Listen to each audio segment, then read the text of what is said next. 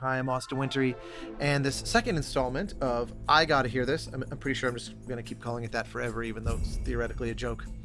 I speak with the composer John Powell. This was, I thought, going to be just kind of a fun conversation going back through memory lane or something like that, and instead ended up being really quite profound. He had a lot of great stories. There were things that I'd never heard before, things that probably nobody's ever heard before. And then there were also things that you may have heard, like, for example, Ants, that he co-scored with Harry Gregson Williams. But his story, framing and contextualizing it, gave a sense of perspective that, honestly, I've never heard him speak to publicly. And I don't know if that's for sure the case, but it was, for me, a rather endlessly interesting and informative conversation, I think full of gems that, especially those just starting out, would be wise to take to heart. So enjoy.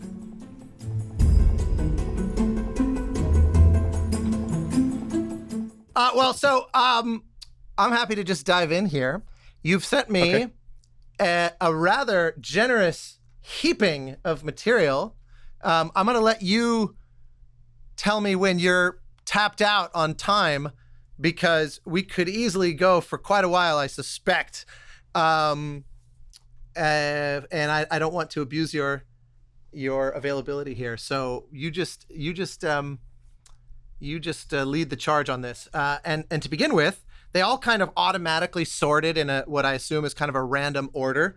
Did you have a kind of trajectory through this you wanted to go with? Otherwise, it's just going to play them in what is essentially the randomness of the way they're numbered. I don't know. I made a playlist, and then my assistant had to come in yesterday because I couldn't figure out how to get them to you, because we just changed computers, and you can only have 5 authorizations for iTunes. I fucking hate iTunes. It is the worst piece of software.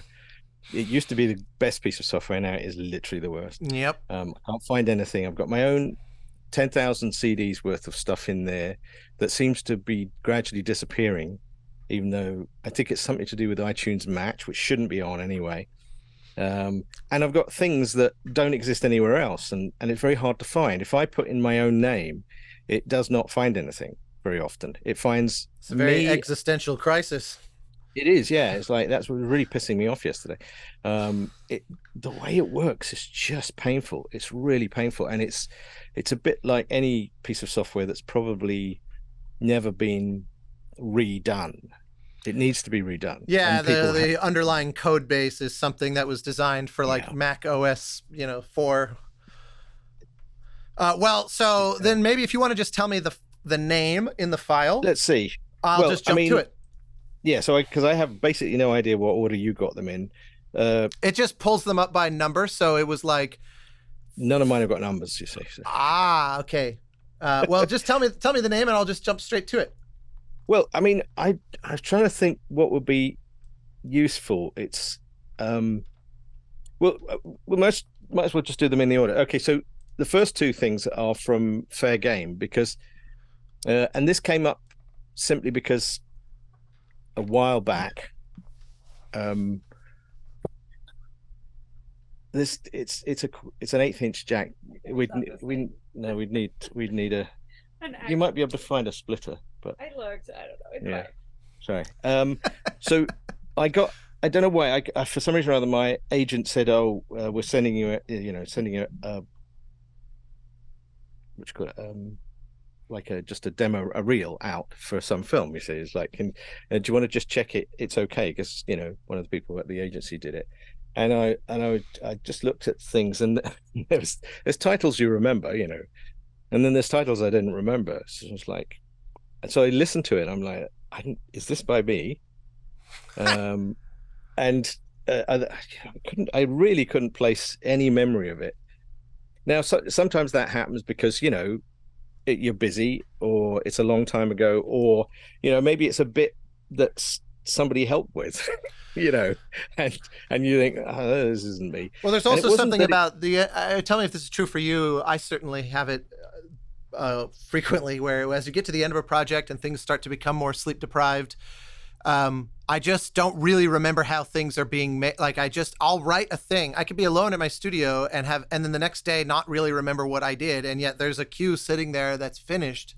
but even as late as 24 hours later, I don't. It's sort of like I was half present when I did it, and so years later, it really does almost feel like someone else wrote it. Yeah, no, absolutely. I only write well, I think, when I'm sort of in an altered state, and that altered Right. state requires me to sort of be incredibly present and simultaneously absent. Yeah. Actually, um, I totally get it. so, but this came up on that reel, and I'm going, oh, is that by me? Or I don't remember any of this, and then I was aware that and this is an interesting way of starting for you, which is why do we write what we write? Mm. And I came to the conclusion that even though I didn't remember writing this, and it definitely wasn't anybody else, because this was one I really did do alone. Um, This is the Naomi Watts film, yeah, right? yeah, Yeah. it's a Doug Liman. It was a great coincidence that it was Doug Liman and it was being produced by the Zucker by Janet Zucker and Jerry Zucker, who are friends as well, and I love dearly. And so, and it's a great film. It's a great story I didn't even know about, and I love Doug when he really gets political, because it's like he goes for the jugular. And but listening to it, I was thinking, oh, I don't remember it, but I do. That's okay. I think, oh, that's all right. So, but when you listen to it, thinking this isn't me, and then go, well, it's okay. Maybe it is me, and then you sort of check a bit later on, and it was indeed me. And I remember thinking, okay, well, my instant reaction was, yeah, that's what I do. Thank God. So, but yeah, and that sort of led me to understand that, okay, the thing about the way you write is often it's just to do with what you like, Right. It's just what your taste is, so certain things, when things happen, the chords, I mean, these are both very simple tracks and there's not much to them, but they do the things that I like, and I'd do again, I guess, if I thought of them. Right. But if somebody else did them, if this was by somebody else, I'd be like, okay, that's okay, I like that. And That's so interesting. That doesn't mean that I'm just a complete egotist. It's just that the way I think is that, and because when I was doing this as well, I was going through my whole library because iTunes is shit. I was trying to find my own music. I had to sort of like scroll through thousands and thousands of things that I had in there, and I kept stopping, going, "Oh God, yeah, I forgot about this. This is amazing, and this is amazing by other people. Nothing, not by me." And I was thinking, this is what composing is. It's just everything that I've ever liked, and then trying to do it. And trying to do it. So can't summarize it better than that. There are chord sequences that Brahms does that I will always like, and I'll always try and sort of recreate, and I'll always fall into. And there are things by Daniel Lanois I always loved, and there's things by Rick Lee Jones, and there's things by Stravinsky. I mean, the harder the music, the less likely I am to be able to do it, because it's harder to do. The simpler stuff it is, so it's more likely to be there. And you just find those things that speak to you in other people's music, and then I guess it's just a certain amount of, it's a gumbo of all of that. So these were an example of me liking whoever the composer was enough to go. Remind me the title of them. What's the first one? There was two, and I was like Joe's Report and Uncomfortable Love, and I didn't remember either of them. But I'm gonna hit play on Joe's Report. I remember this score. I just don't remember which bits are which. It's been a while since I heard it.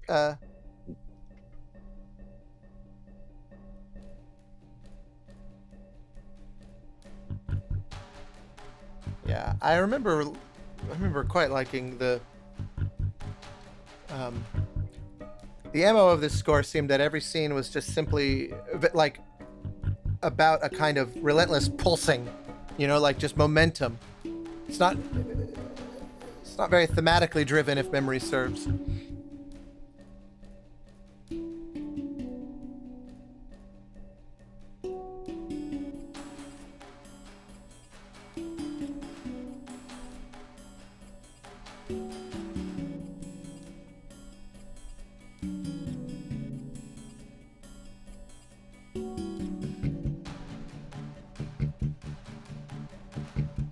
It's not much to it, but it's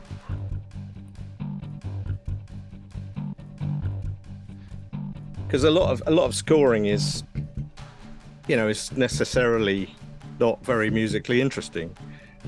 Well, I think that's an interesting debate, because I do think it's musically interesting, but I know what you mean. I mean, it doesn't cover a lot of ground developmentally, maybe, or in the kind of nuts and bolts, old-fashioned sense of progression. But it actually does sustain interest. Yeah, I just don't remember anything about it other than I probably didn't have time, and I was just kind of on autopilot. But in coming back to it, when I listen to other people doing scores that are very minimalistic, I find them very irritating. On account of what? On account of that they don't seem very they don't actually seem very organized.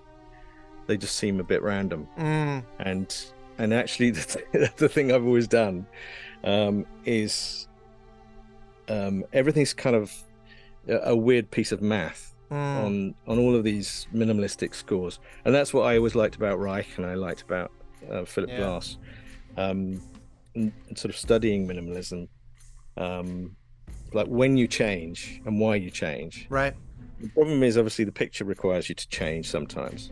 Sure. So I do spend a lot of time trying to map it out so that the changes happen where they need to musically as well as they need to in the picture.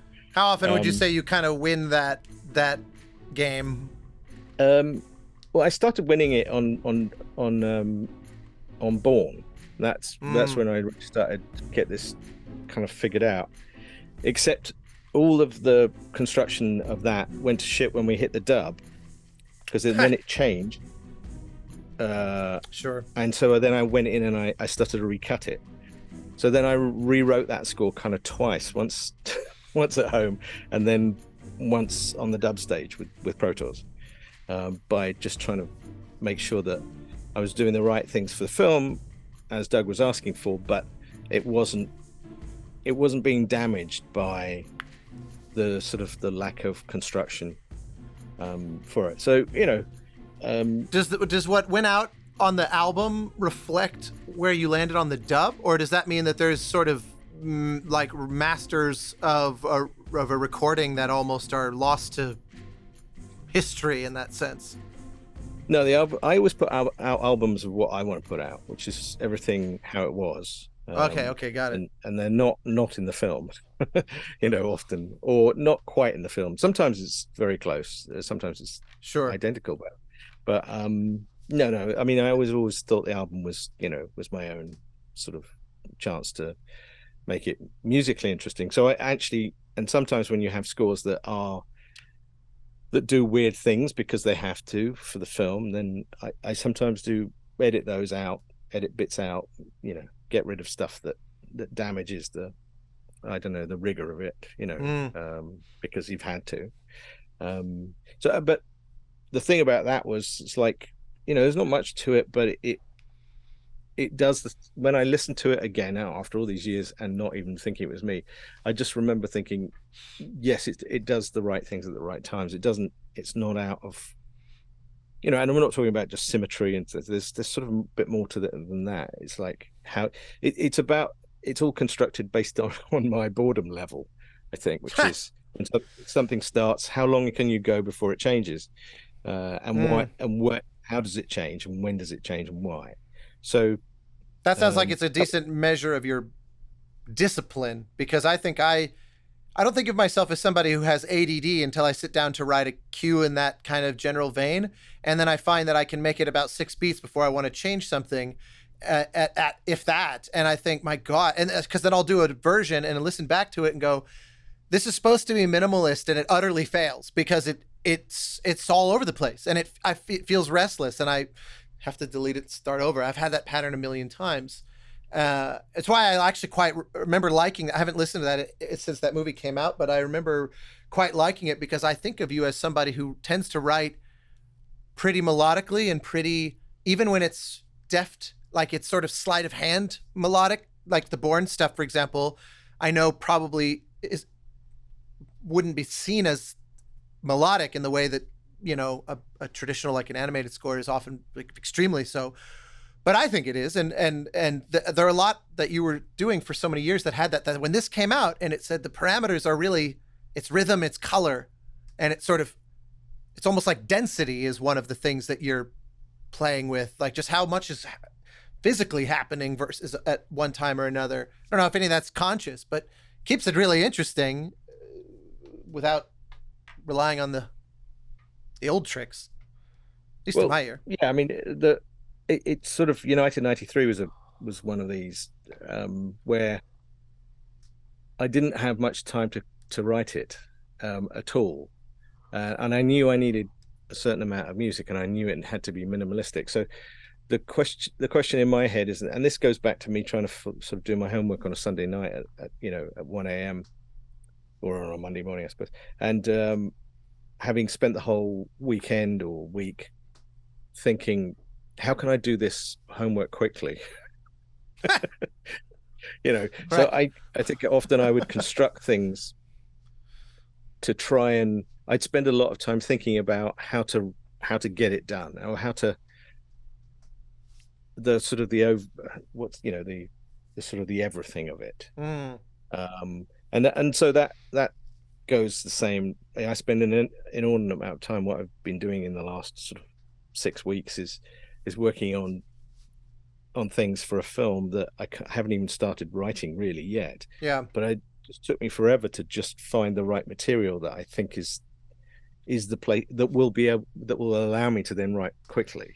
Or I'll feel confident, I can knock out these cues. It's not that the cues will be hard. It's just that if I don't start with the right material, if I don't understand where I'm going with this, I don't know how to start. Yeah, sure. And this is an example of something that I don't remember doing, but I know it follows it follows the patterns that my brain just likes, and just so as it lays itself out, I don't feel any of the kind of, why did you do that there? Like, which I do with people's music when they do this sort of stuff. And this is not to do with anybody else's writing. It's just to do with my own. I think what I'm trying to say is you're just a sum of your own taste. That's all, and that taste is incredibly particular. I think the more you sound like something in particular, if you have your own sound, it's just because you are more particular the way you do it. It's not that you're more inspired. I think you're just more fucking irritatingly. It's an interesting take. Specific. Yeah, right. That is an interesting take.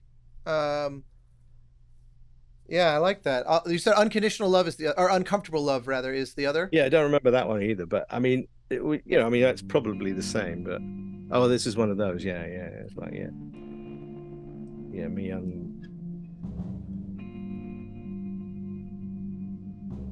my terrible guitar playing. Hey, it does the job on a thing like this very nicely.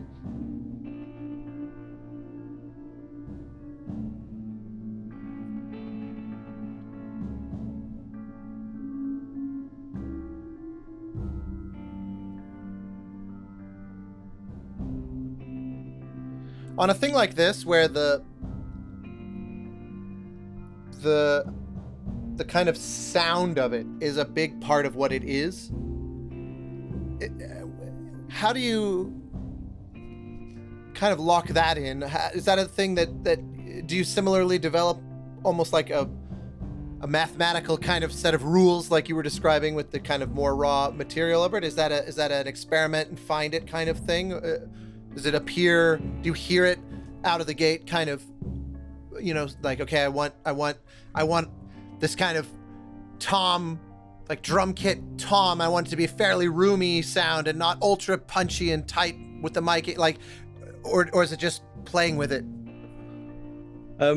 Yeah, it is. It's definitely all just sort of, there's an element of fucking around. Most of it's an element of fucking around, but for me, it's often that as I play with sounds, it's about what can they do, what do they do.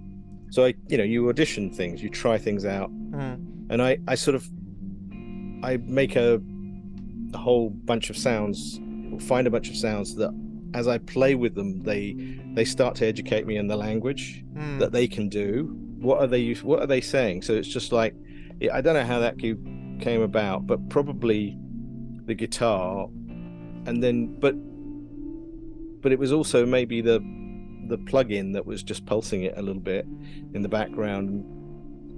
And then also just the language, the harmonic language is always terribly important to me. I don't know quite where to, I mean, this is a sort of the vagueness of all where the chords are is just, that's why it's uncomfortable. I think it's like, it's lost. Yeah, sure. And so everything in it is just doing something, I think, that's probably what I thought at the time was useful for the scene, I suppose.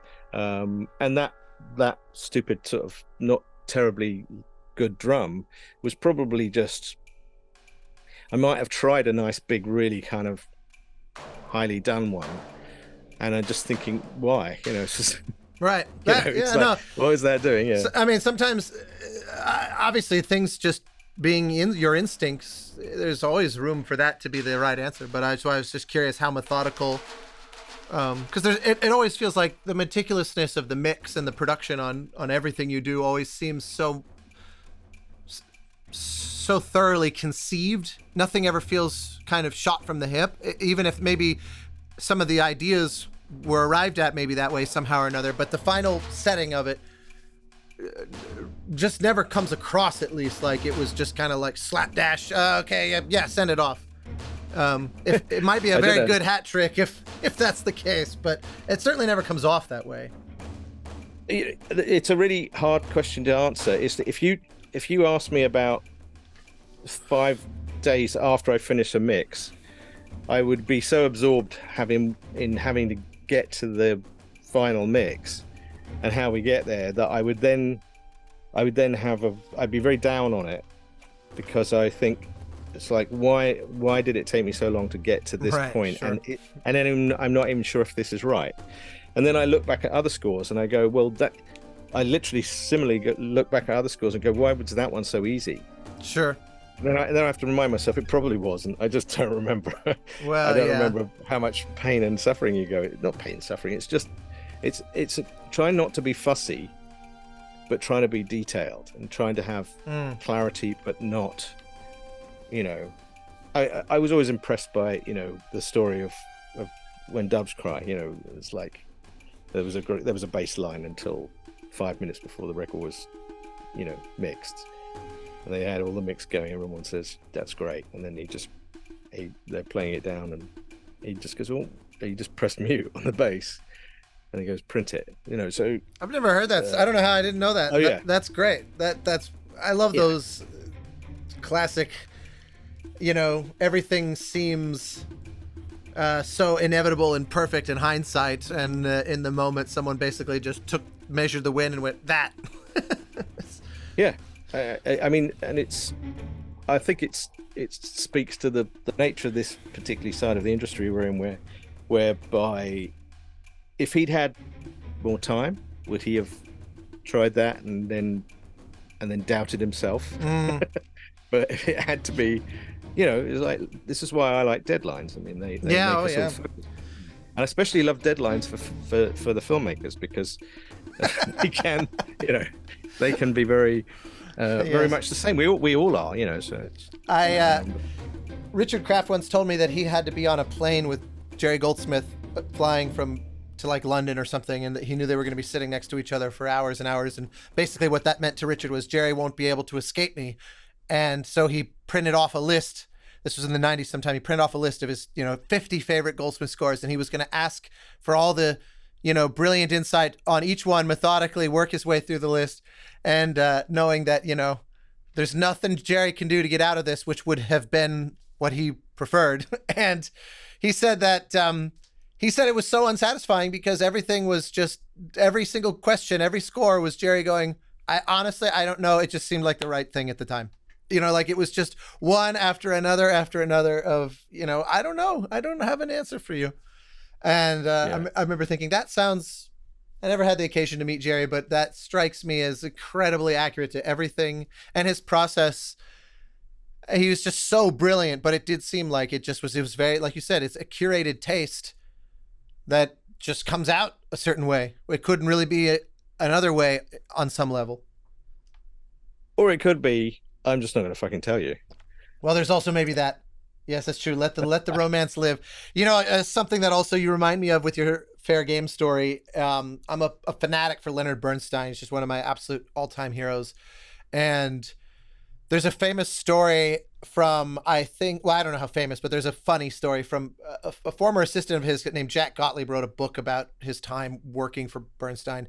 And he said they used to play a game where they would turn on the New York classical radio station in the middle of a broadcast at random and see who could guess the piece, the composer, the conductor, and the orchestra the fastest. And yeah, this is just an insight into the world they lived in, that this is even a playable game. And he said that the only time they were ever stumped, they were sitting there and they were listening to a piece and it wasn't terribly appealing. And they sat there and neither of them could figure it out. And finally the piece ends and the announcer says, that was Leonard Bernstein conducting the New York Philharmonic of Elliott Carter's Symphony, et cetera, et cetera, et cetera. And it was a piece that he had so thoroughly removed from his mind. It had meant so little to him that even his own recording of it was completely lost. And I thought that also is a pretty telling thing about the music of Elliott Carter, who had, you know, occasional flashes of genius, and mostly I just admire the fact that he was writing music until the age of 100. But wow. I think he died at 101 or something, or 103, or I was totally crazy. But he was sounds like a tempo. Yeah. Yeah. My favorite tempo is 103. Yeah. Live until then. And that'll be the benchmark. He was literally at the Carnegie Hall premiere of The Rite of Spring as a young man, and he just died a few years ago. It's pretty nuts. But in any case, so yeah, you're did I do this? Kind of just flashed back this random story I remember reading. But where shall we go next? That was a very interesting place to start. So then Thunderstruck. I thought Thunderstruck would be interesting because this is a library track that ended up as part of the Extreme Library, but was really just a piece that I was trying to write. I wrote to try and get a gig that I didn't get. Whenabouts did you write this? This was let's see, it was for, I was trying to get a gig with Robert Rodriguez for Spy Kids, I think it is. I think so is this a demo track for that movie specifically then? It was, I don't know, they said I can't remember, but it was like he'll come around and meet you.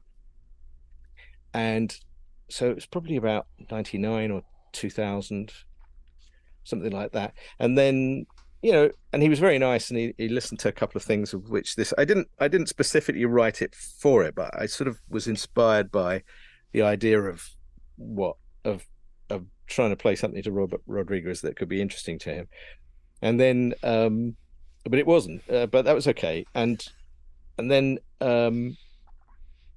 he you know, this library sort of turned out to be basically just a bunch of us who at Media Ventures who work with hands, who basically had anything sort of, you know, odds and sods, leftovers and things like that. Right.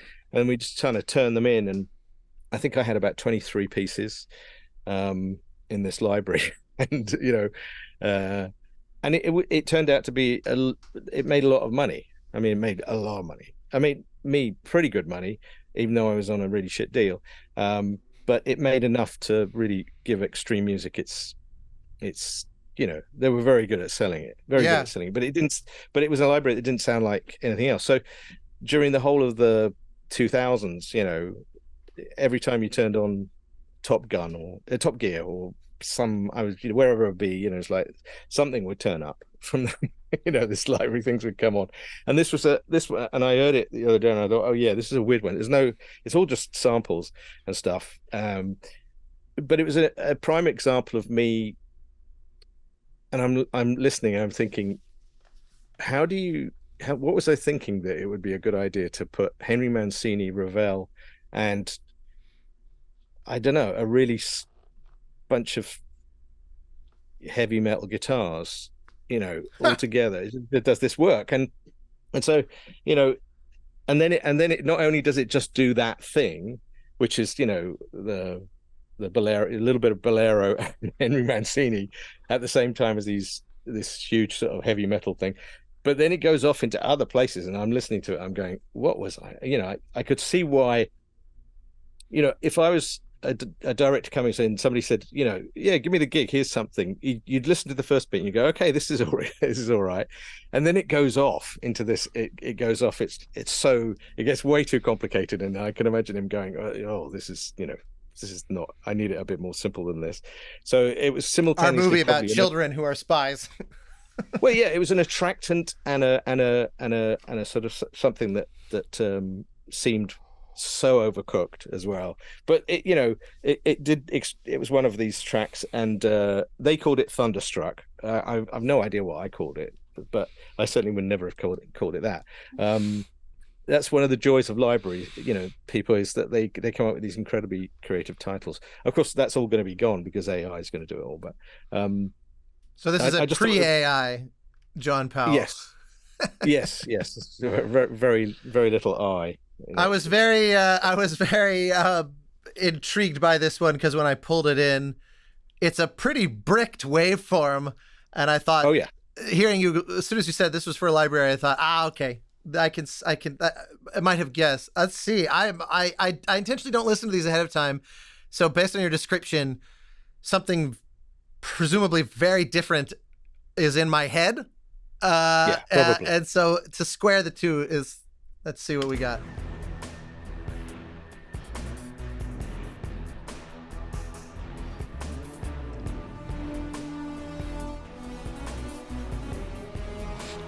I see your Mancini.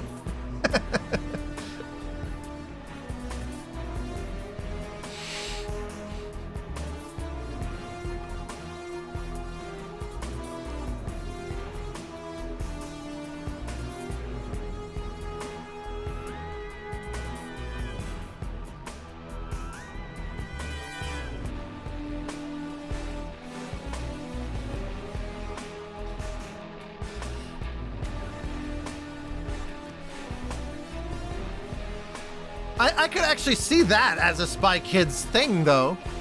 Yeah. But then I probably didn't stop. Yeah. I should have stopped here. Waiting for that bit. Gig. Yeah. Right. Yeah. Yeah. Here it comes. You'll see.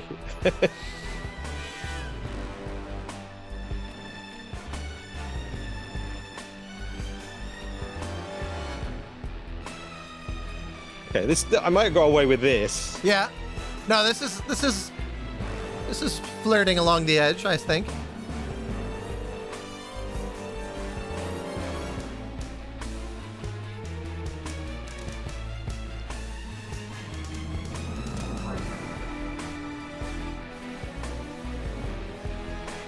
I mean, that's okay. Now I think about it, it's fine. I thought it was more complicated than it is, but... No, it's good. This is what I like about the kind of out-of-body experience we get. There's also something that I think you're probably hearing it differently because I'm hearing it with you. And you know that weird psychoacoustic thing that happens when we share something with someone that's never heard it? You know, like the first this is the playback. bit. This is the bit. It's like, what the fuck is this all about? This is a composer in search of a harmonic idea. But at least then it changes. It's good. I don't know.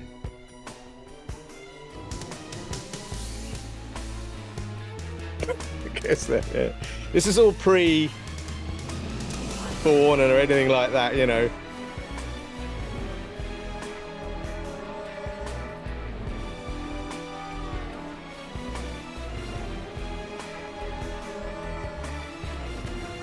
The funny thing is it's noticeably got it's noticeably got your flair, you know, whatever you want to call that thing. As soon as I hear the organ sneaking in there, you know, you really feel that sort of instinct that manifests in other ways in other projects years later, you know, without being exactly that, which is always, I love that. I love those little discoveries. That's funny. I'd love to see the Top Gear with that in there. I mean, I'm not sure where it's like that's the crazy thing that was quite fun about it, even though I was only ending up with a, 1/6 of the amount of money it was making, was the fact that it would pop up in places and it would be used in ways, and all 23 of the tracks would be used in ways that you'd never expect. Sometimes you would, sometimes it would be as expected, and other times it would be like, oh, I would never have written that way. And it actually sort of proved to be quite interesting. I had a really interesting experience when I first came to Hollywood, which was working with on Endurance with Terrence Malick, and he had this thing which he also did a lot with with Hands on Thin Red Line, which was you'd work forever on a cue and it would be perfect, and then literally sort of 20 minutes later he'd go, can we just move it like 30 seconds? Just move it. And to this day I still try that, and it's incredibly useful. Right. Just at the last minute when you think it's done, just like move it 10 seconds, 20 seconds, 3 seconds. It doesn't matter. It's like with animation, it's like if you move it more than about 3 seconds, you really are sort of out. But then this music starts to hit things in a different way, and you experience it differently, and you may end up back where you were. But I quite often find that a great solution for making a cue better when I think it's probably okay, but I'm not sure. Just move it, see what else it does, see what else hits, and then and I think that came about from Terry and from watching other people just do completely different things with the music that you expected. Just slot it in somewhere. I've definitely had that. I've definitely had my version of that where someone moves something like on a dub. Yeah, I'll go to a screening of a film that when I last saw it, the cue was somewhere different. And the first time that happens, first time that happened to me, I was 20 and it was some little indie film that was not going to be seen by anybody anyway.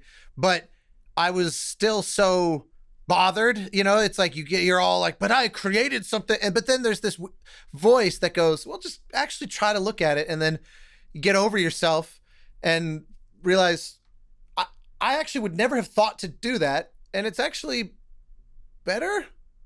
And that's hurting my ego because I thought I was supposed to be good at this. That's a valuable lesson, I think, to go through. I never really thought about it through the lens of library stuff, mostly because that's just a world I don't really know anything about. I've never really done any. I've never have had very little of my stuff get picked up by libraries, mostly because I think my stuff's just unpalatably weird for what libraries the needs they are mostly filling. Especially with nowadays, there's so many of them out there that there's sort of a race to the generic bottom on material for most libraries. And if there's a remote, like a thing like this probably would struggle if they were trying to find a home for it now. Yeah. But because it's too interesting. In 1999, it went in with a bunch of things that were very much of the kind of, there's a lot of the tracks were obviously things that sounded very much like remote control, sure, before it was remote control, right? Everybody had that Hands sort of sound, and it was that kind of really aggressive, epic sort of thing that people weren't doing at the time. Everybody can do it now; it's very easy to do. Well, there's a Spitfire plugin now. You just hit, you hit D and it'll. Yeah, absolutely. And at the time, it was based on what Hands had done. So he created a sort of a sound. Nobody else was really doing it, but you could get him, or you could get one of the rest of us for slightly less money. And then it comes along, and it's like, oh, here's a library of that stuff that's kind of all in that world. And at the time, there was no libraries like that. So of course, Extreme just. They shot into the stratosphere with that, and then not long later sold the library themselves to Sony for $50 million. So not bad. Not bad. Well, very nice. It's fun hearing your Mancini take. Yeah, I mean, I didn't realize quite how it was at the time, because I really thought I was basing it much more on the Bolero, and you can hear the Bolero in there as well. So but and I have to be careful about those things, but what I love is that that's a circuitous, like you're giving you're kind of being harder on yourself than you need to, because it's not like some lift of bolero. It's one of those, you could easily play that for somebody and I think they would not necessarily go, oh, I kind of see it's underlying whatever. It's a whole bunch of things that I like, and I guess I would never do Mancini the way the Mancini does his stuff, but I've definitely taken lots of different flavors from Mancini, and that they're rarely sort of quite as melodic as that. That's all melodic, right? But a lot of the grooves and things like that from Mancini that people wouldn't realize I was probably hugely influenced by, and his approach and actually the thing I was try and think about with Mancini is he's one of the most beloved people in the industry, and I always thought I'd always rather be on that side of the things than everybody thinks you're a fuckhead. So. Well, yeah, that is a novel conclusion, but a decent one. When I was about 10 years old, my childhood piano teacher brought me a vinyl of Hatari, and that sort of like the theme from Hatari, that's just this ever-growing sort of safari percussion, that as a kid, it was just like, it's like getting jacked in, I mean, that was so inspiring and exhilarating, and it opened up a whole world, and especially because that's not what most people, when they think of Mancini, would name. And I just got lucky that was one of my entry points to Mancini as a 10-year-old, 11-year-old kid. All the Breakfast at Tiffany's stuff and all that came later for me. And so it was like, this guy's really inventive, actually. It's not just that he can write a tune like basically nobody else, but there's an exploration that's so exciting in what he did. And there's the same film as Baby Elephant Walk, which is one of the catchiest tunes of all time. It's just a very different sort of kettle of fish. So yep. So just making sure you're okay on time. I know I don't want to thoroughly ruin your Sunday, but there's still plenty here that I'm super eager to get into. But I just taking the temperature to make sure you're cool. Let's see what's a good one to talk about. You could go to. Well, it's funny. I see Harry Gregson Williams quite regularly, and he's always been such this great sort of reminder to me that it's like, you are only as good as as hard as you work. Because that was basically how our relationship came about, because we were sort of set up to succeed by pitting us against each other, as it were. And interesting. And that's so Ants was the first one we did, and it was really very much about I didn't know him. Hans was, this is Harry, this is John. Okay, you're going to do this. It was like, and trying to figure out how to do it together, trying to get to know each other, and then also questioning why. And it was completely obvious why neither of us would got the gig on our own. We simply wouldn't. Right. So it was a great opportunity to sort of try and be better, and we both took it terribly seriously. And I remember, and so this one I thought the Anne Revolution I was going to play, because to this day he's always like, God, I remember going into your room and it's like, and you'd done this cue and you were clearly fucking showing off. Oh, that's too funny. Yeah. All right, well, with that in mind, here we go. So that's really funny. I always did like this score. Haven't listened to it in ages.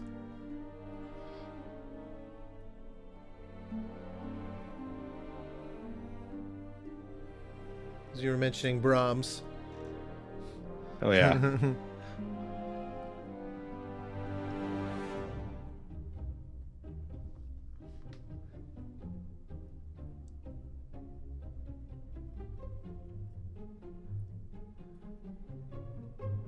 Does that mean that you two were operating semi-independently then, and just checking in with one another kind of thing? It's not like you were co-writing on a cue by cue level. No, not really. We would sort of make some material in the kind of the classic way of doing it. You'd sort of try things out, and really explore them with each other and take things and play around with it.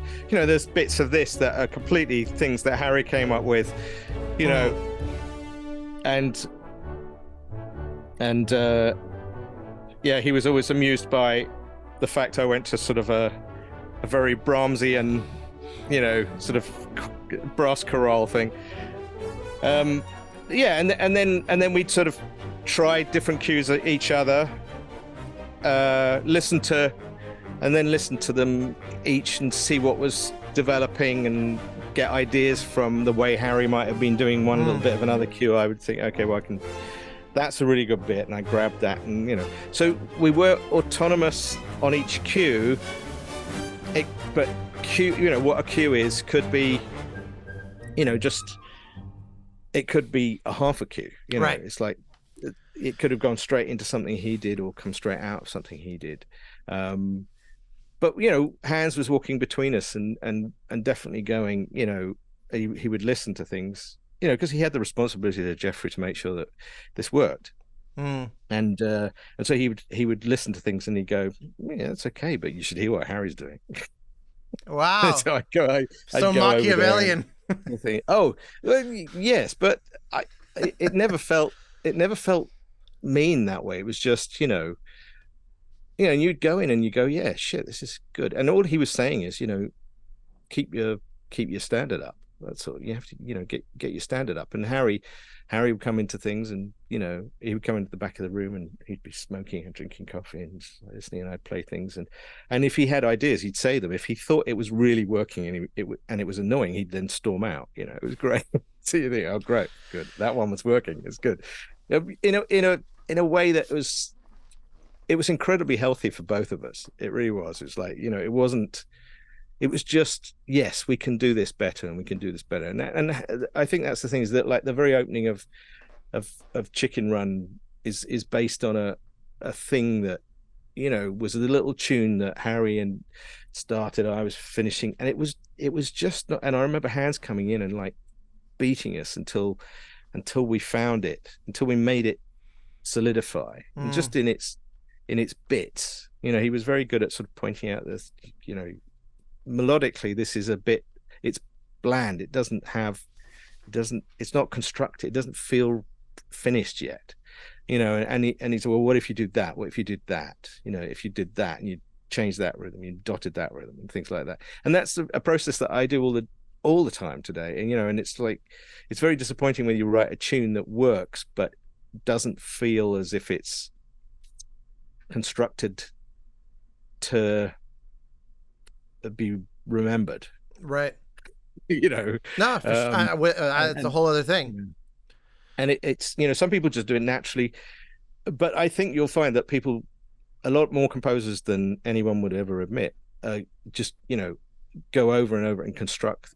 It's about construction. It really is. It's about choices, and it's about instinct, but it's also about construction. It's like, is this formula of this tune balanced? Does the end pay off to the front? And is there enough interesting bits? Does it wander? This kind of thing. I mean, I'm playing you lots of stuff that isn't really some of my finest work, but it would have always been something that I thought. That was their brief. I said, please go to the back of the drawer if you would. I mean, there's some revel in your shame a bit here today. It's funny. It's like, if I think of, for instance, people won't quite believe this, but maybe they will. I don't know. It's like Romantic Flight, from Dragons. Still to this day, it's like, if I think through that tune, it's like, why does it have to call it? It just does this thing, and it feels wrong. Not wrong. It just feels it doesn't feel as good as it could be, the tune, because it sort of does these shapes that are too similar too many times. And I've tried to, over the years, I've tried to think, well, what could be the other options? And that's a healthy exercise. So, well, yeah, and if the film hadn't been as successful as it was, as as far as people liking the music, I probably would have fixed it on the second and the third one. But Hmm. I didn't really try very hard on that. But it just reminded me that that was the thing that Harry and I were both taught, I think, by Hans very, very clearly in Ants, and then Chicken Run, and then Shrek as well. And so it was an incredibly good education for us. And one of the other ones I was going to play. Is there another one from Ants, you mean? No, it's rope dance. It's like, so before I did any of films, I did advertising. And when I arrived in America with Hans, I did. They said, well, would you do some jingles, some advertising music? And I didn't really want to. I'd done so much in England and France, and I was trying to get away from that when I came here. But it was like, oh, okay, I'll do this. And there's two here that I think are really useful to play people because it's like one's connected with Harry, which is that one of the things was Marlborough.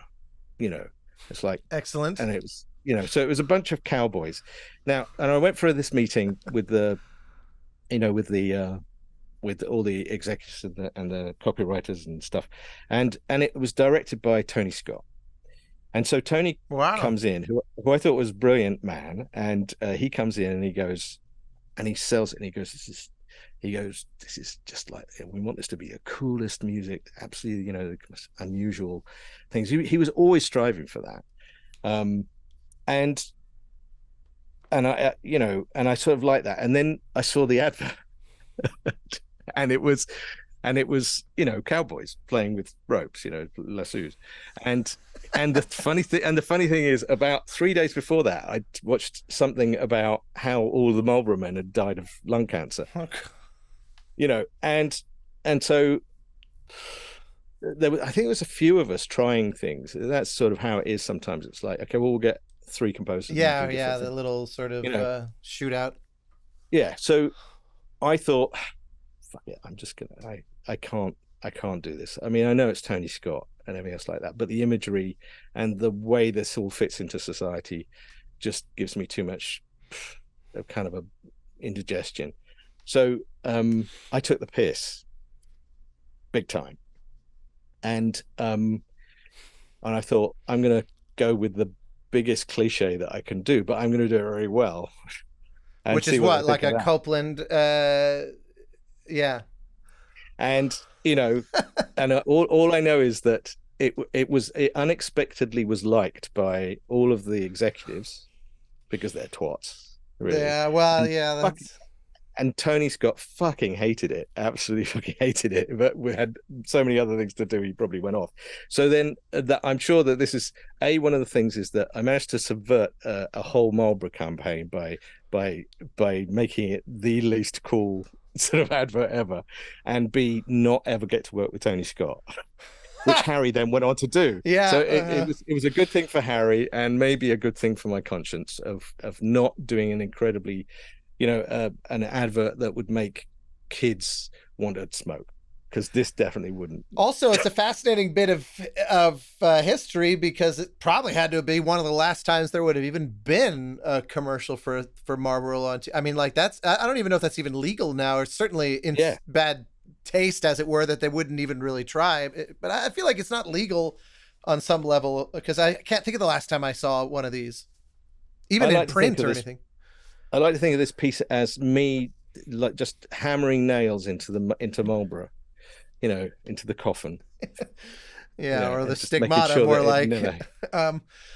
Let's. So this is rope dance, you said. Yeah, I mean, it is exactly what you expect.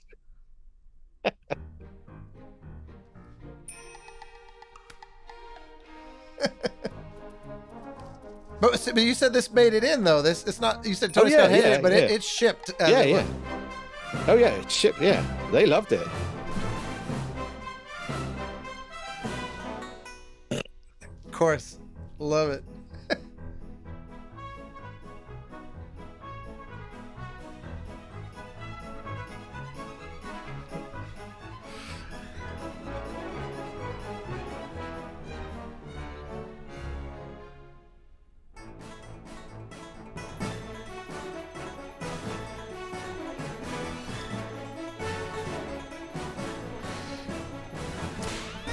Oh, excellent. Oh yeah, I went there. Oh, that's so good. This is like a Family Guy kind of. Yes, exactly. It made the whole advert so homoerotic, you won't believe it. It's Fantastic. I mean, That's so funny. And the other ad, I think people will be fascinated to hear was, so then how did I get Face Off? And I remember when I was going through it, I thought, oh God, this is actually how I got Face Off. And I think I did it pretty. This was before Face Off. I was doing ads basically for Hans's company, and so this one came in for Jackie Chan for a Super Bowl commercial for Mountain Dew, and I just thought, I'm just gonna fucking go crazy on this and see what happens, and it basically got me, and so we did it. They liked it. It went ahead. We recorded it, and I'm mixing it. And Hans is walking past, and he comes in and goes, "What the fuck is that?" And so I played it for him, and he kind of laughed, and he goes, "That is too much," And then literally, I think a couple of weeks later, he got a phone call from from them about Face Off, and it's John Woo. Yeah. So. I'm not saying that we're too all much is not really here. too much. I don't think it's in John Woo's vocabulary. Well, it's two things, which is I do something that's too much for, basically a sort of an Asian for an Asian product, as it were, which is because it was incredibly Jackie Chan, and then John Woo comes along, and so I can't help but think those connections must be right. The very things, deep level thinking. Yeah, I mean, it's like, yeah. Oh, wait, who could do something with an Asian director that's too much, And it's like 2 weeks previously having just seen that. So I'm That's pretty sure so that this is how you get you.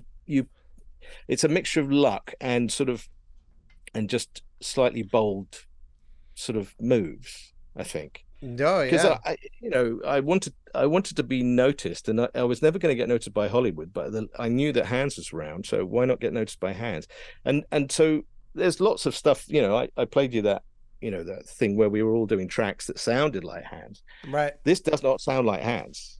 Yeah. No. When I think, I mean, certainly when I think about Face Off, that doesn't feel like, Hans has some production tricks to just make things really massive that I feel like kind of make their appearances just from an impact kind of way, but it doesn't sound like him or his kind of sound. So anything that would have been a precursor to that, it doesn't surprise me. Face Off definitely sounded more like Hans than this if you listen to it. All right, well, let's see.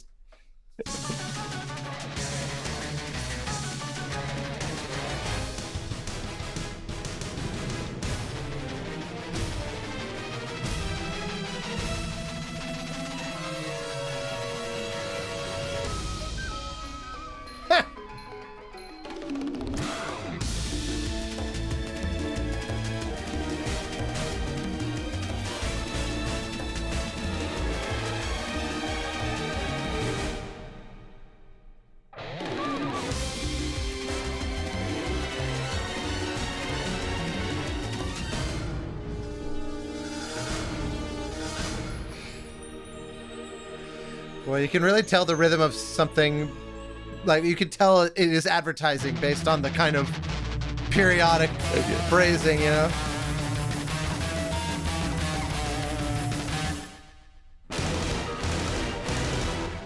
I also love the sound of those strings, those sampley kind of. It's such a unique sound because it doesn't really sound like anything. It's like string samples. They don't sound like strings, but they don't sound like synths. It's just this very special, unique color. Yeah. I mean, if you think about it, it was quite a piece of brilliant. So Hans is doing all these things with Bruckheimer and Simpson, and the two of them are making sort of the most successful action films of all time. And the one thing they didn't want it to do is sound like Jerry Goldsmith. They Right. didn't want it to sound. They did not want an orchestra on it. They didn't want any of that shit. Fucking hated woodwinds. Everything is like Yeah. that. Right. So along comes Hans, and he figured out how to do basically heavy guitar parts with strings. Yeah. Right. And part of that was those samples which he had, which was so thick. Yep. And that's, it's so it wasn't orchestral. So it changed orchestral writing, it changed orchestration, changed how everybody sort of did it.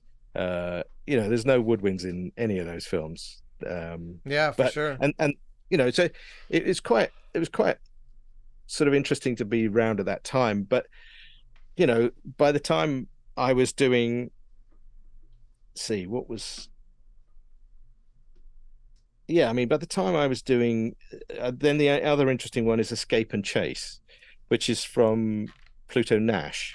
I was so hoping I have a weird affection for that score. I've never even seen that film. It's just one of those that I just at one point in mass bought a bunch of stuff, and I was listening to it, and I just remember hearing that score and going, "This is so off the hook. This is so like batshit crazy." It just had to have been a lot of fun. I invented a whole mythology in my head. I didn't. It's so funny that you included that one. I didn't remember any of the track titles, so I didn't actually realize that this was going to be from that. But it was one of those that, had I formatted this differently, I would have made a point to ask about this score. So I'm thoroughly pleased that it's in the mix. Although I will slightly assert authoritarian control here for a brief moment, because this other commercial one is so short. I just have to hear it. I don't want to abandon it. Oh, this is if you want to hear the sound of somebody who wants to get out. This is one from England before I came to Hollywood. This is like, okay, you've done 100 adverts. It's like, what can you do to amuse yourself when you're doing adverts? This is the sound of somebody wanting to get out of the industry. What was it an ad for? No idea. I literally cannot remember what it was from. San Marco. I can't remember what that is. And Fair enough. if you listen very carefully, it's just me. I don't know. I must have said, "Oh, you know what you need here is a countertenor," because it was like, all right, didn't see that coming. Why not? And then there's a little thing just in the middle, if you listen very carefully, if we're not talking over it, which is like, all I remember was it seemed really appropriate to do for the advert, but I can't believe that it was, and I'm sure this was a demo, and I'm sure I never got the gig, but it was definitely the sound of somebody wanting to get the fuck out of that industry. So all right, I will just give it a listen.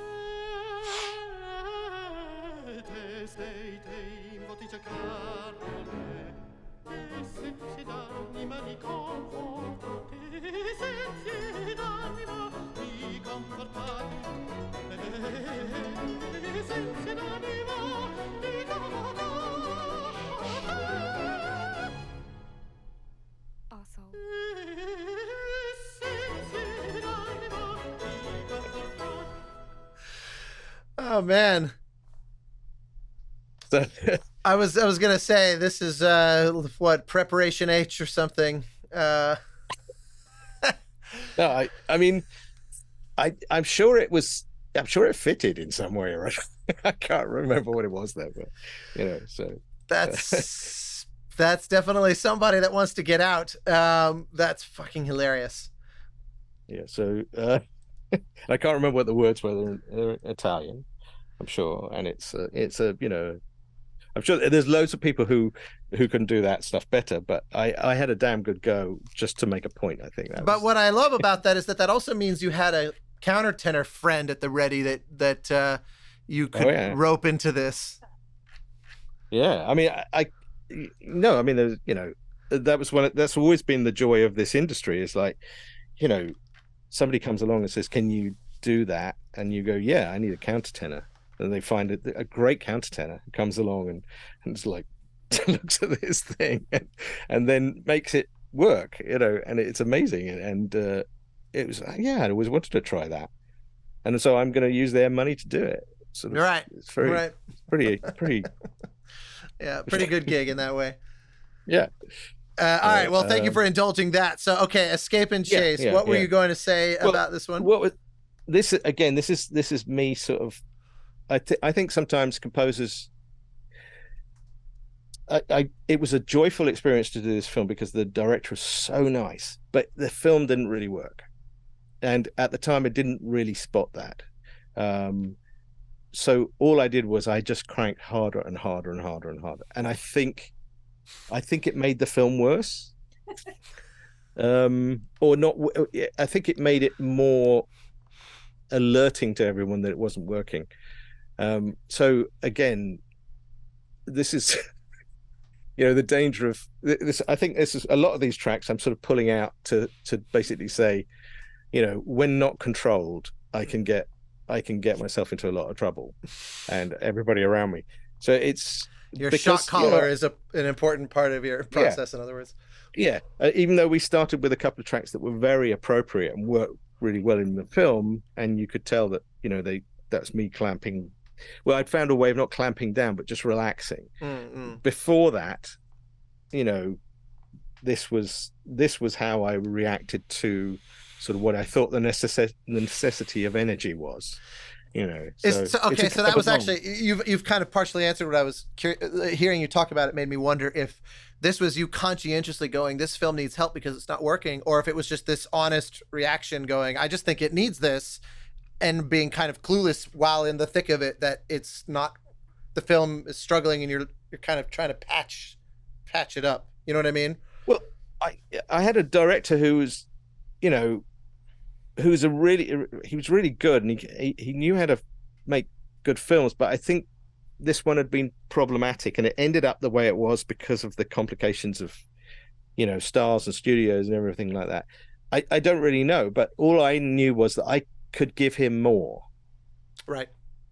And he seemed to appreciate that, so I kept giving him more and more and more until the more got probably too much. Yes, it definitely got to most. Here's what year was this film again? Well, this is 2000 or 2001. It's just I was sort of doing it simultaneously to Shrek. Right. And I kind of was damaging my relationship with Shrek because I was doing this at the same time and trying to sort of get everything finished, and so that I think it's got a bunch of energy in it, which is like, I'm out of here again,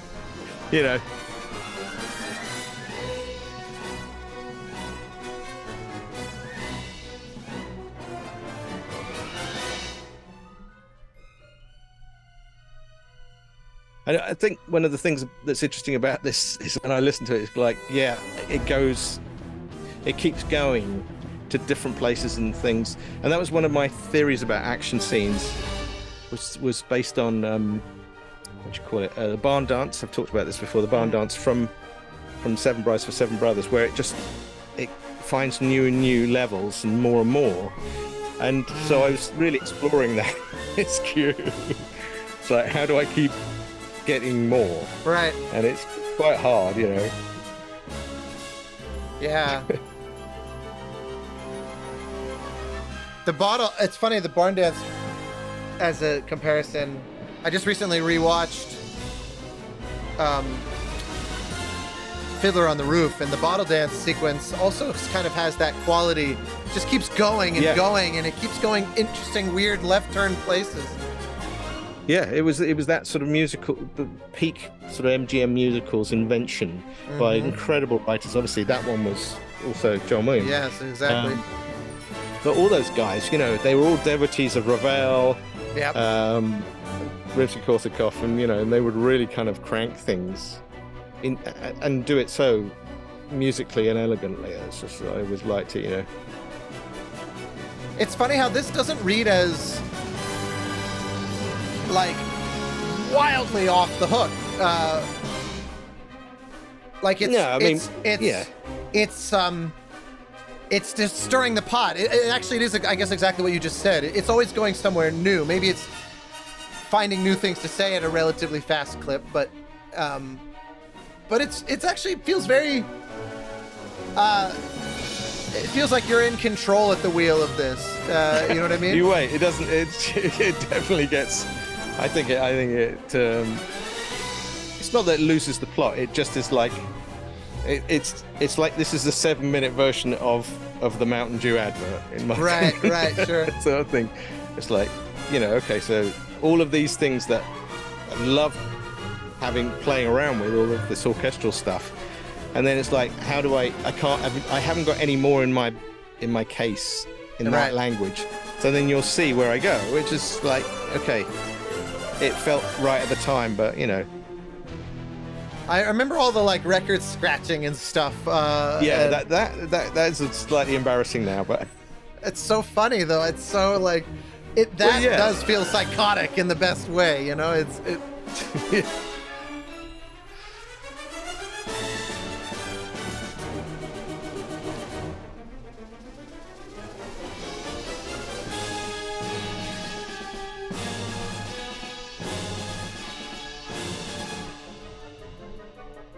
And by the way, one of the things that had to happen is like, it was a guy, DJ, who came in to do that. I had to print, basically it's the rest of the demos of the scores printed onto records. Wow. And we had them printed on records so he could scratch with that. So that in earnest. Warner Brothers said, no, you can't use any copyright material, even for the scratching. So it is the score being scratched. I guess the alternative would have been Camptown Race's public domain vinyls. Exactly. Yeah, it's like scratching Beethoven or something. Yeah. But so I'm still it's like I'm still winding up. It's like, yeah, I can see the brick coming.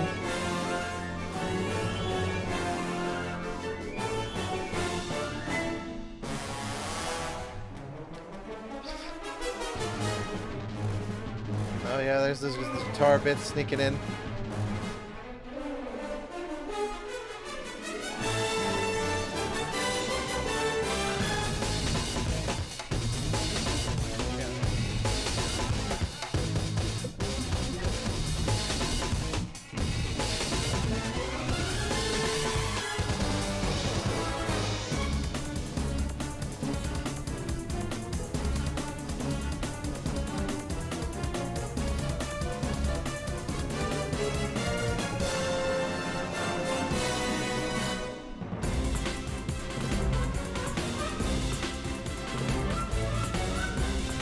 Funny thing is, this is utterly exhausting for the musicians. Just the relentlessness.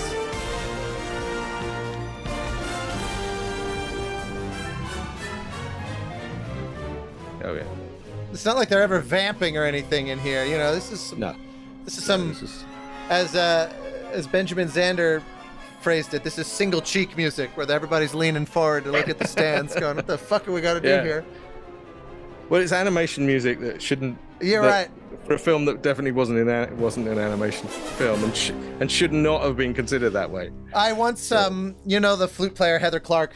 I once had a session with her maybe 10 or 11 years ago, and she was coming from a session of yours. I don't remember what project it was, but she was doing a little thing to help me out. I was doing some little small thing, and I was like, "You mind to come over and just track some solos for me?" And what are you up to today? Oh, we were just doing some Powell at Fox or whatever. And I said, for flute players in particular, that must be quite a harrowing experience, just based on listening to the final product. And she said something I've never forgotten. She said, "John has an uncanny ability to write about 2 BPM slower than unplayable."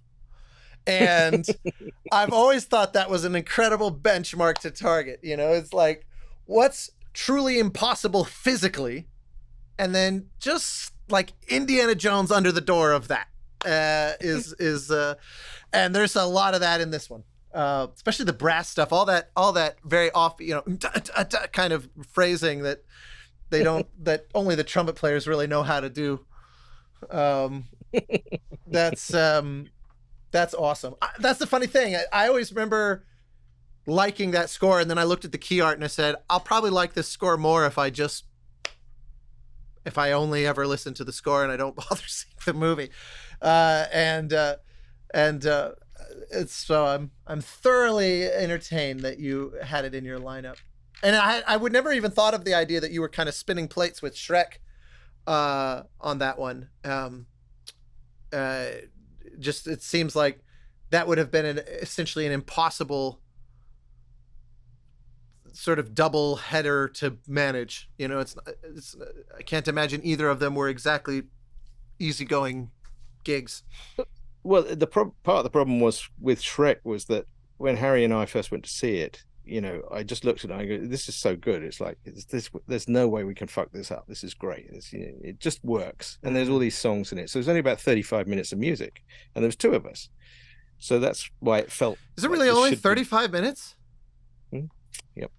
It's funny. They all whatever. Something. Yeah, but still, like whatever it is, it's amazing how much of an impression that I subjected Lisbeth Scott to many bad ideas emboldened by that score in the years that followed. I suspect that was a lot of her work. Is just, oh, you can do that, okay.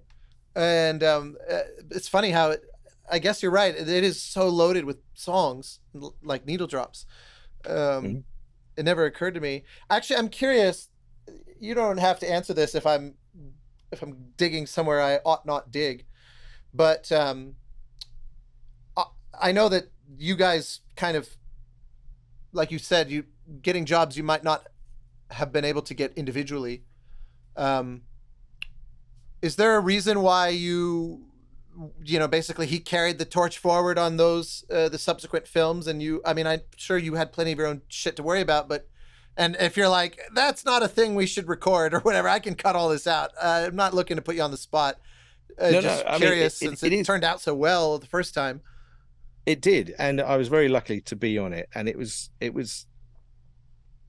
one of those things where I think I was definitely trying to sort of find my way out of Hans' world a bit.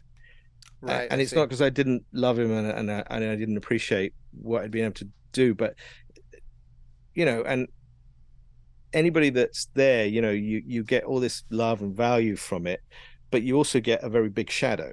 And you know, I had ambitions. I had ambitions of how I wrote as well. I wanted to write differently, and sometimes you knew you were always being sort of watched by the Eye of Sauron, you know, sort of thing. It was, you know, not in that sense. It's just that. No, I get what you mean. He's running a company, you know. Well, it's also the relationship between DreamWorks Animation and Hans, Jeffrey, and then Harry and I. So Harry and I were on 3 films together, but we also always had Hans watching. Right. You know, because Jeffrey needed Hans to be there. He couldn't be expected to just like. You know, and that was the thing, was that everyone, you know, How to Train Your Dragon was the first film I ever did with Jeffrey on my own, literally. You know, really, it took me. I had to get back into the sort of the rhythm of it with Jeffrey because of Kung Fu Panda, you know, with Hans. So, and that was great fun, and I loved that, and that basically proved to Jeffrey that I was better behaved than I was on Shrek, because I was not being. Harry was being much more of a team player than I was. I was being, I don't know. I kept sort of feeling it's like, oh, God, I've got this other movie, which obviously they don't need to know about, but also it's working. This is fine. Why are you kind of making a big thing about this? Why are we having to? Because I didn't realize that. So 2 things were happening, which is I was making myself, you know, less of a team player because I was trying to get out of the team. Right. Not the Harry team, but the, you know, the ecosystem of the, you know, I was trying adventures. To figure out how to extricate myself from what was an incredible world, but you know, the next step was the next step, and I didn't quite know how to do it, and I almost blew it in the sense that that's why I didn't do any of the other Shreks, because one of the producers just fucking hated me, I think. And you know, so in other words, it's not that you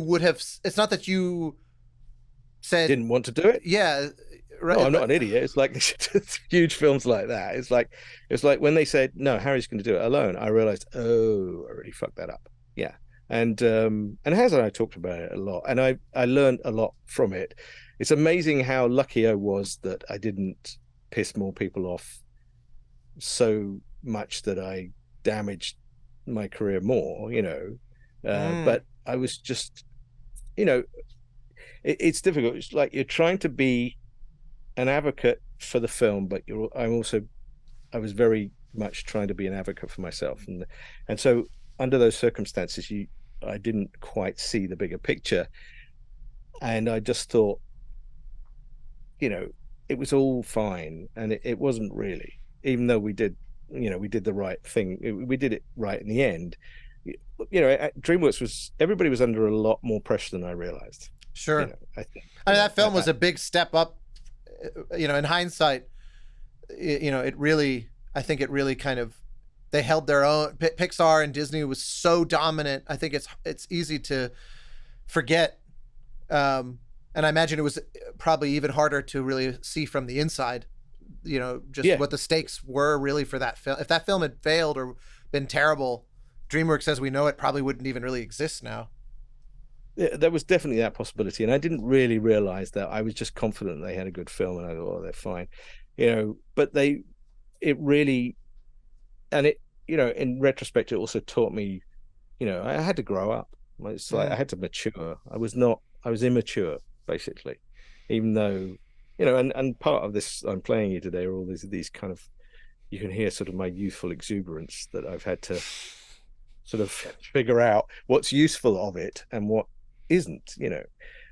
And I, you know, I have people now who I sort of mentor and help in the way that Hans helped me, and you know, and I can see them doing the same things. And you, at a certain point, you can't tell people, you have to let them sort of get into trouble. And Hans was doing the same. I mean, he said to me, he said, "Look, just, you know, fucking calm down, would you?" And it's just like, why are you doing this? And I couldn't really.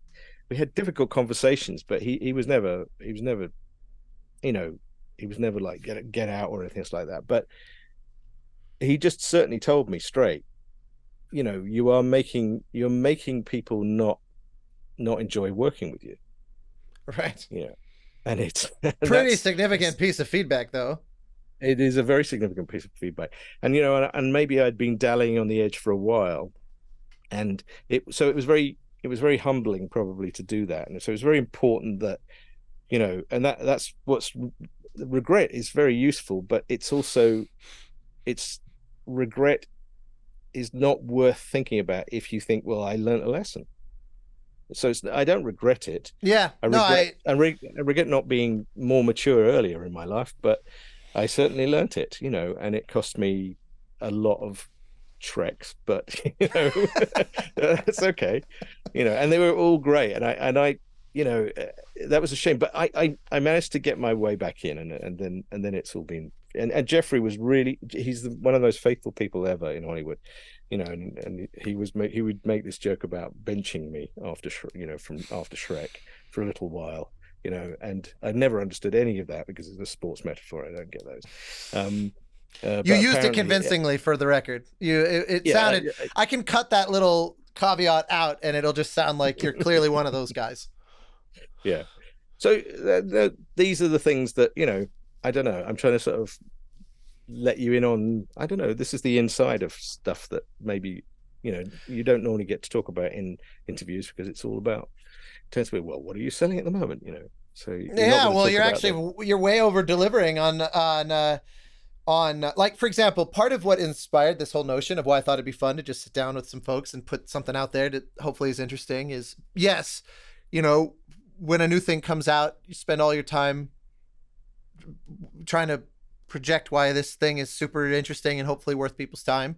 And hopefully, ideally, you deeply believe that as well. And it's not just about being a team player, but it's actually a thing that really came from somewhere really earnest and all that. And that's all well and good. But there's just so many things that slip through the cracks. And like, for example, I did a film a number of years ago where it was a really personal project where the director had just lost his wife. And it was this thing was and she was a real close friend of mine as well. And the project became this like our little place to go to kind of try and heal and you know, cope with grief and loss and a lot of that made its way into the score for sure. So but the thing is, no one saw this film, It was like, it was great. It's so much fun. Big grand orchestral score, and recorded at the Colorado Symphony. It was like this novel, weird thing. Flew the whole crew from out here out there and set up like a mobile recording rig in their concert hall and did it like the all out. And it was so much fun, even though all of it was gilded with this like, this is fun, and also I'm gonna go cry in the corner. Like, it was really quite painful. And also, weirdly, one of the sessions fell on my birthday, so it was kind of like, there's a lot of things that are wrapped up in it, but no one knows anything about any of it because the film came in. It's like I don't even remember what kind of release it had, but it was probably one of those fledgling independent film, like this weekend in 50 cities kind of releases. It was not a big budget film by any stretch, but I have all these memories associated with it, and I found myself thinking, I imagine everybody has projects like that where there's stories that would never be part of the initial thing. And also, if it's disappeared, or if it's a thing that, like Pluto Nash is actually a really good example, like a film that maybe it wasn't quite working or whatever. And so it seems to just kind of go away. I figured there must be stories that people must have that, so that's where I was coming from in asking about this. Is I just found myself thinking about one of these of my own and was curious. That said, that's my roundabout way of saying you've really thoroughly over delivered on the question in terms of like, and again, none of this is, this is for fun. Anything that you go, if you find yourself sitting there tomorrow going, maybe shouldn't have said any of it, obviously don't hesitate to let me know. I'm not interested in having a scoop, as it were. But that's those stories, that Shrek story is actually quite profound in its way, and a wonderful lesson. And also amazing that you got to have what, from my angle, looks like the best version of that lesson, because we're not two guys sitting in a bar where you're telling me about the career that might have been, and no one knows your work, and you never really like it. The benching was so thorough that it never really circled around again. Because there's definitely some scores out there where you watch a film and you go, that is amazing, and then you never heard from that person again. Richard Kraft's whole thing is usually, in those cases, always ask the question, have you met them? Because that's often the key as to why we never heard from them again, despite how great a score turned out. And so you got to, fortunately for the rest of us, you were dodged that, the full ramifications of that. But, well, look, there's a couple more here. I'm happy to play them. It's been a couple hours. I don't want to abuse your generosity here. The interesting thing is that you're saying I've over-delivered, which is basically what all of those tracks were all about. Over-delivering. So you've learned nothing, except is the takeaway. Apparently, you've grown learned nothing. You've grown zero. My natural sort of character is to over-deliver, and that's great sometimes, and other times you have to realize that it definitely hurts you. So. Yeah, well, I certainly feel the beneficiary of it. What just real quick then, what are these others from? I will indulge my curiosity to listen to them after we finish. Let's see. I think I put on there's Hollywood Boulevard and Moon and the Superhero are from Hancock, and the only reason I had those on was this question of, well, did you play me things that you think are underappreciated? It's like, and I remember playing those two and thinking, they're me at my kind of, they work in a way that is, again, it's like it always goes on and on, it keeps inventing, and I kind of like that about them. And I thought, maybe nobody else. Amoeba Emerges is from Evolution, which was, and all that was just a piece of music where I remember being most enjoying myself doing basically sort of, it's not aleatoric, but it's pretty modern stuff.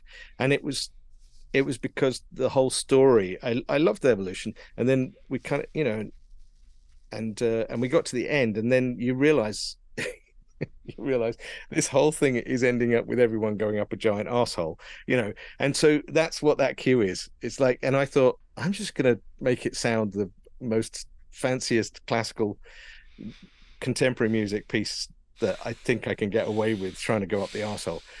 And that amused me. But then I listened to it again. When I listened to it again, I thought, oh, this is me just trying to. I must have just heard Danny's score to Mission Impossible, which is, I think, one of the great scores of all time. And I love that movie and when too. Danny, and it's like the fact that he's writing all these incredible, classical pieces now. It never really connected that was a language that he could really flourish in. But if you look at Mission Impossible, that's there, and so this is me sort of pulling from, I don't know, Lutoslavsky and Danny simultaneously, and I'm most amused by a sort of a film that ends up with everybody going up an arsehole, and then on the bridge was from the story of that one was basically how 20 years later, that was from 1999, I think, or something like that. It was this really lovely film, which was a remake by the same director of a French film called The Visitors, and this was called Just Visiting, and it was a huge flop. And he sort of sought me out because he liked Face Off, and he was remaking this incredibly successful French film, and it flopped. And one of the things about that track was, it was like, at the time, I just didn't have the faith to, or the kind of in understanding, it was 98 and 99, so it was kind of early, and that track I liked because it really feels like something I liked and wanted to get right, and you can hear me chickening out and adding in the samples. Literally. Interesting. And it's like in the strings where they start, and it's like, I just thought, hey, and that, if I listen to it now, it's like, if I could find the multi-track, I'd remix that, because it didn't. It was meaning just... you tracked strings and then just couldn't resist the kind of Hans, like, let's just beef this thing up. Yep, because the strings didn't change. I gotta hit play. You've okay. I know you're 1 foot out the door here. I really don't want to be abusive here, but you've just made me go, I can't, because I don't know this.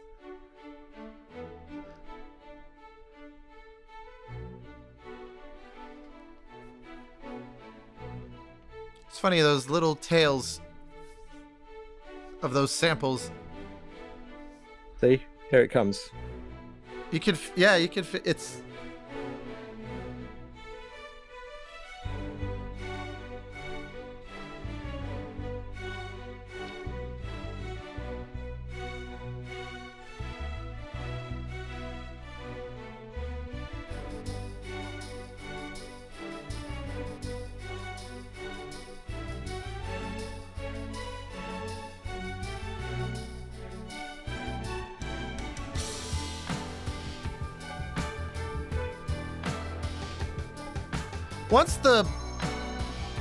Once it achieves the kind of mass, like once we hit this point, it's far less of a thing, Yeah.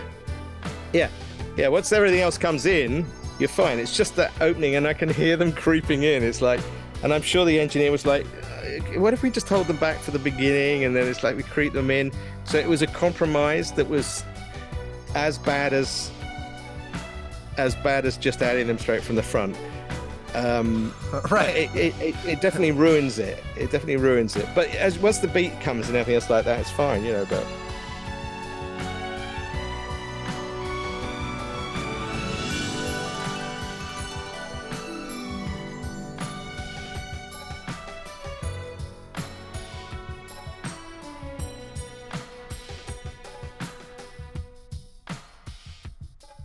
actually quite hard to parse when it's at its peak. It really just feels live. But yeah, I totally see what you mean. I think you're probably being a little harsh. Ruins it might be a stretch, but I do get what you. There's an interesting thing about it being about your self-confidence to let it be, versus like, because the other version of that you might have said, I was convinced this was perfect, this was awesome, and my taste has evolved thoroughly since then. It wasn't coming from a place of fear. It was actually like a blowharded overconfidence of some kind or something. But it's fascinating that even at the time you would have had a hard time sort of defending that, but felt it was the right thing to do somehow. It was only the right thing to do by fear, right? Just like, because there's something about it must have felt weak or something. It didn't do what I was expecting it would do with the strings. I think we did those in Seattle. It's the only time I've ever worked in Seattle, and they were good. It's just I wasn't, it was very early on, so I wasn't really experienced in how to sort of produce the strings and how to get them to sound a certain way. It was like, it's funny, I didn't really know how to do the sort of strings that I really needed then. I didn't really figure out how to do it until Born Supremacy, the second one, which was the first time that I really kind of figured it out, which was basically strings and a sounds amp. and then you definitely don't need any samples, to give it that kind of, the thing that, I think I'd always been missing whenever I used strings in a certain way, in a very pop way. I'd been missing that when I go from samples to, because of the immediacy of the samples and stuff like that. It was very, very basic in those days, and so you change that. You change from one sound to another, and the string sounds so very soft. And I kept, even on Born was not quite doing. I didn't figure it, and then I think on the second one, I think it was Dennis, engineer. I remember saying to him, "Could we just, I saw some sounds amps. I said, can you just do a send to some sounds amps, and just bring it back and see if we mix it in a little bit, what does it does?" And it's like, bingo, yeah, that's the sound. And so that gave the strings that kind of, the slap or something. I was going to say that, yeah, to me it's like a turbocharge where it's like the color grading is turned up, where it's something that samples. That's why pipe, yeah. That's very interesting.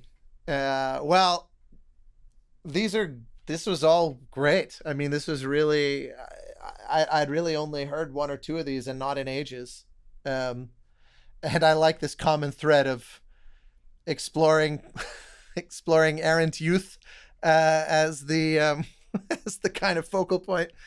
Is a great it's a great unifying thread, but definitely not anything I would have like pitched you. I have a suggestion. Take all the times you in hindsight think you may have fucked up or come really close to the line. Let's make that a conversation. So I appreciate you going there on your own. That's really well, I was listening to through a few things, and I was just going through some Horton things, and Holly said, "Oh no, Austin knows that. He'll know that one." I'm probably the person who introduced her to that one. I'll take total credit. Yeah. Yesterday she was saying to me, she goes, "What are all these?" And I it's, well, there's a kind of a lot you've never heard. So she's a terrible stalker, which is something we never thought we would say of her. Yeah, no, it's amazing how, if I look back, it's like I guess I did a lot of stuff, and I tried a lot of things. So, and I've said this to people, who are asking those questions: how do you get into the business? Well, you just keep hacking away at it, and there's a lot of shit that is there, and a lot of good stuff, I guess, and sometimes it's mixed, and sometimes I regret not making that exactly so I can listen to it 20 years later and go, yeah, I got that right. I almost got that right, I think. And whether it's for anyone else and that's completely removing the idea that other people like it as much as me. This is all just personal taste stuff. Yeah, sure. You know. Well, I love it. I hope this is a sort of if this is the second one of this series, as it were, it's a development for you. It'd be interesting for you to see who the next person is and what they bring to it. So.